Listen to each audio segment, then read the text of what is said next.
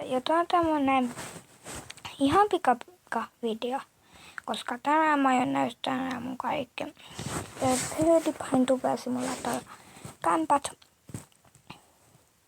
Ja niitä on 3. Sehän on maksimi.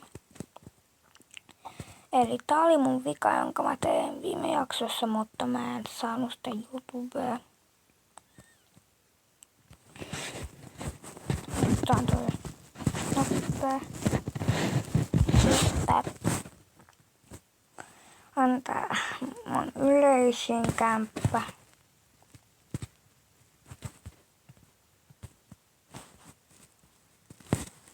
Tää on mun yleisin kämppä. Tää on mun nopein kämppä.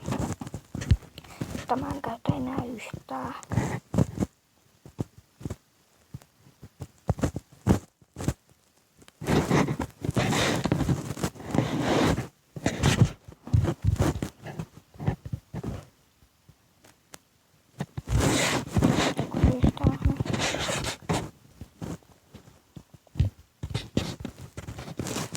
Mutta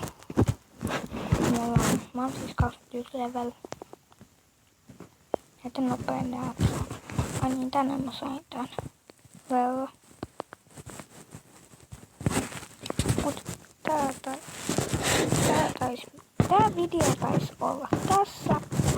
Joten molla.